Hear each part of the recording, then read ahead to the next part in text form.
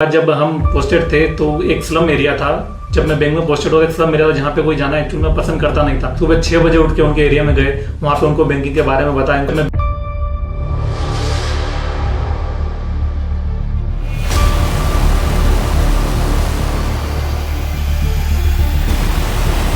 Hello दोस्तों, मेरा नाम उमेश धनोतिया है।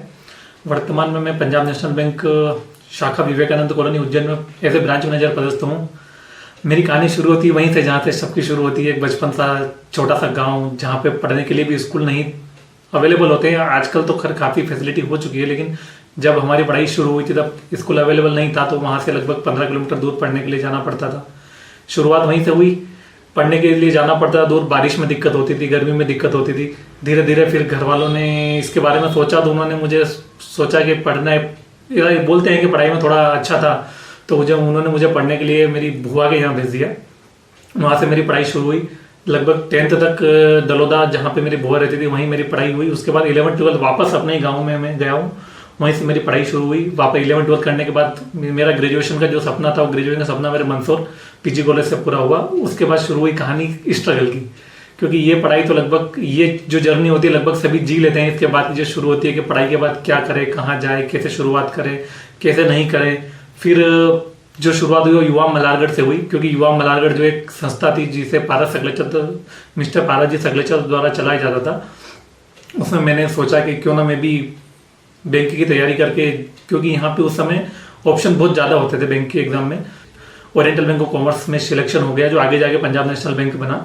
ओरिएंटल बैंक कॉमर्स में मेरी जर्नी शुरू हुई सूरत गुजरात से।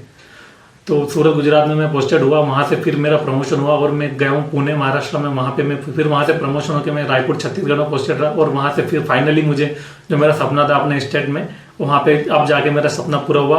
और मैं आज वर्तमान में पंजाब नेशनल बैंक की शाखा विवेकानंद कॉलोनी में पदस्थ हूँ। अब रही IBPS की बात, जिसे बहुत से लोग इसे देखेंगे, तो मैं उनको बताना चाहता हूँ कि IBPS जो है इतना बड़ा कोई रॉकेट साइंस नहीं है कि कोई नहीं कर सके, कर सभी सकते हैं।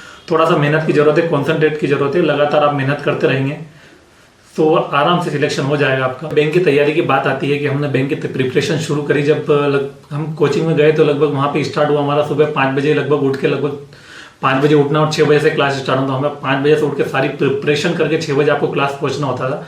6 बजे क्लास शुरू होती थी, फिर क्लास कब खत्म होगी इसका कोई भरोसा नहीं होता था, या कोई फिक्स टाइम नहीं था। जब तक क्लास चल रही है जब तक आपको बैठे ही रहना है, लगातार कॉन्सेंट्रेट आपको वहीं फोकस करना है, तभी आप कोई भी चीज़ है उसमें सफलता प्राप्त कर सकते हैं। तो सफलता का रीज़न यही है कि मेहनत, क्योंकि इसका कोई शॉर्टकट पता नहीं है। तो लगातार आप मेहनत करते रहिए और मेहनत करते रहिए।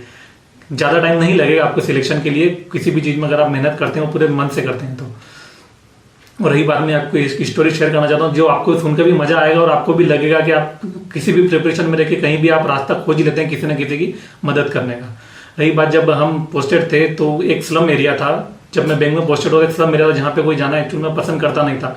हमने काफ़ी हमारे मैनेजर से चर्चा करी इस बारे में कि क्यों ना हम वहाँ जाके उनके अकाउंट खोलें, उनको भी बैंकिंग से जोड़ें। तभी तो लोगों को बैंकिंग का धीरे धीरे पता चलेगा कि क्या फैसिलिटी है, क्या फ़ायदे हैं, क्या नुकसान है। उनको जो बैंकिंग से जोड़ेंगे नहीं तो पता चलेगा नहीं। मैनेजर ने चर्चा करी, हमारे मैनेजर ने भी उसमें हमको काफ़ी सपोर्ट किया। हम गए लगभग सुबह, क्योंकि वो लोग सुबह उठ के निकल जाते थे अपने अपने काम धंधे पर। हम लगभग सुबह 6 बजे उठ के उनके एरिया में गए, वहाँ पे उनको बैंकिंग के बारे में बताया, उनका अकाउंट ओपन किए। फोटो तक हम नहीं खिंचवा के उनका अकाउंट ओपन किए। उन्हें काफ़ी अच्छा लगा। फिर हमें उनको ATM जो कार्ड है उनको डिजिटल बैंकिंग से जोड़ने का हमने उनको उनके घर जाके प्रोवाइड किया। वो चीज़ें, सारी चीज़ें जो लगभग पूरे टाइम पीरियड में जो मुश्किल होता है एक्चुअली गवर्नमेंट बैंक में रह के आपको छोटी छोटी चीज़ें लगातार हर जगह जाके प्रोवाइड करना मुश्किल होता था, हमने उनको उन जगह जाके वो चीज़ें प्रोवाइड करी। लोग काफ़ी खुश हैं उस चीज़ से। और आजकल बैंकिंग से जुड़कर हर छोटे से छोटी चीज़ें, जैसे उनकी गैस की सब्सिडी हो गई या कुछ बच्चों की जो है वो स्कॉलरशिप वगैरह, वो सारे अकाउंट के थ्रू होती है आजकल। तो हमें भी खुशी होती है, उनको भी खुशी हुई। IBPS प्रिपरेशन की, तो उसके लिए आपको ना लगातार उसके लिए जुटे रहना पड़ेगा। लगातार आपको मॉक टेस्ट हल करते रहना पड़ेंगे, अपने टाइम पे ध्यान देना पड़ेगा कैसे कम समय में हम ज़्यादा से ज़्यादा क्वेश्चन को अटेम्प्ट कर पाएँ, उनको हल कर पाएँ। तो लगातार मेहनत ही बस इस चीज़ के लिए है कि आप लगातार मेहनत करते रहें, कोशिश करते रहें। एक ही चीज़ को आप 10 बार सोल्व करेंगे तो हल नहीं है। आप एक ही चीज़ को अलग अलग तरीके से सोल्व करें, तरीका अपना खुद का निकालें कि आप कैसे इसको जल्दी से जल्दी सोल्व किया जाए। अटेम्प्ट करते रहिए। समय की बड़ी कीमत होती है एग्जाम में, तो आप समय को ध्यान रखते हुए ज़्यादा से ज़्यादा क्वेश्चन अटेम्प्ट करने की कोशिश करें, तो आपको सफलता जरूर मिलेगी। जिस तरीके से आपके साथ आके मदद के लिए आप मांगते हैं, या आप उनकी मदद करने के बाद उनके चेहरे पे जो भाव देखते हैं, काफ़ी खुशी मिलती है। वो देख के वो तो लगातार आप बैंक में भी हर तरीके के जो मौके हैं आपको मिलेंगे तो आप उसमें भी बिल्कुल ध्यान से और एकदम एकाग्रता के साथ काम करेंगे तो बिल्कुल सफलता मिलेगी। और रही बैंक में काम करने की, तो बहुत सारे मौके आते हैं आपको। क्लाइंट को जो जिसको बैंकिंग के बारे में ज़्यादा पता हो तो होता नहीं था, तो वो एक तक आप ही की निगाह आप ही की तरफ देखता है कि आप कहाँ उसकी मदद करते हैं, तो आप उसको मदद करो, अपना समझ के मदद करो, तो उसको भी अब बैंकिंग समझने में, अपने साथ जुड़ने में मजा आएगा, बैंक को भी आगे बढ़ने में मदद मिलेगी और क्लाइंट की मदद करने में आपको वाकई में बहुत मजा आएगा। उसके चेहरे के जो भाव हैं वो बिल्कुल आपको ऐसा लगेंगे कि कभी आपको भी बैंकिंग का इतना पता ना होता, आप उसकी जगह होते तो आप क्या करते हैं। तो सोचिए उसी तरीके से, और आप अगर उनकी मदद करेंगे और जो उनकी तरफ से आपको जो अप्रिशिएशन मिलेगा बहुत अच्छा लगेगा।